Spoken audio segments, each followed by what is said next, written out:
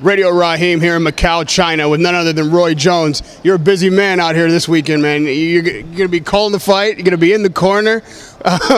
When you have to take on both roles, what's your preparation time like? How much time you get to spend with the fighter? How much time you have to spend in fight meetings with other fighters? Well, the time gets cut down a little bit because I can't go to the fighter meeting with DeMarco because I'm fighting DeMarco with my fighter. But I have to go to the meeting with my fighter because I'm his corner, so I got to sit on the opposite side of the table. Right. So it cuts the job in half a little bit, but not really in half, just kind of cuts it by 1/8.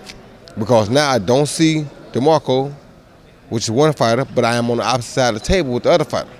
So I still get work the fight in a sense, and I'm almost double covered because my own colleagues got to question me about the fight because I'm training my guy.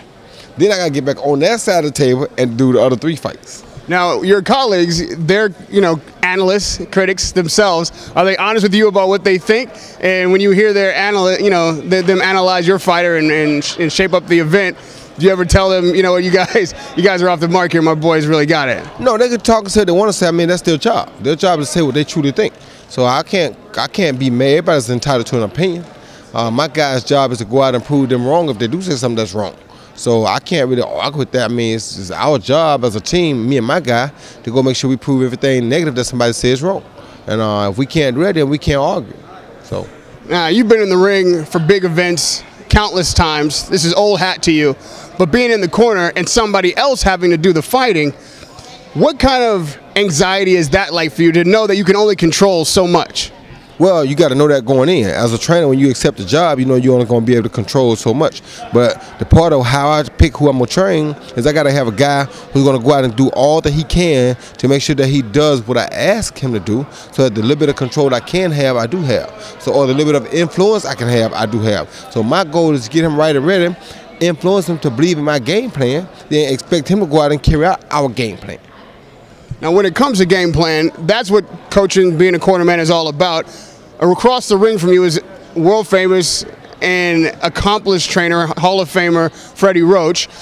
When you look at another trainer, how is that different from the way you would shape up or match up with your opponents when you were a fighter yourself? Do you look at his technique and how he trains fighters? Does that shape how you're going to send your fighter in there? No.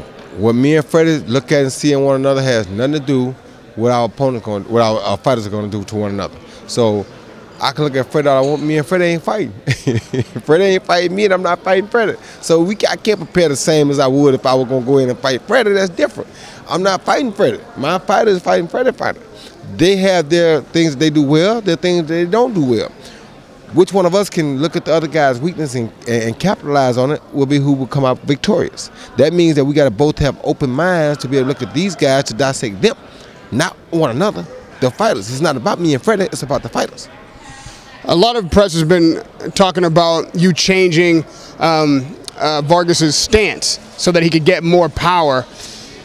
Talk to me about how you saw that was an issue, and to take a world champion and say, hey, you got to stand different, that takes some serious trust in and of itself. So how did that conversation go, and was it easy to remold something so fundamental to a fighter?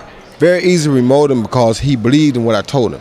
And what I told him was, I don't like to see you squeaking by these guys. I haven't seen the type of improvement I want to see or expect to see in you. 25-0 with 8 knockouts, I'm not getting the job done. We're going to eventually, somebody going to catch us. So while we have a chance or the opportunity, we need to try to go out and better ourselves so that doesn't happen, or that they'll have a hard time doing it. So right now, I know that he's in a much better place than he was when I met him 8 weeks ago.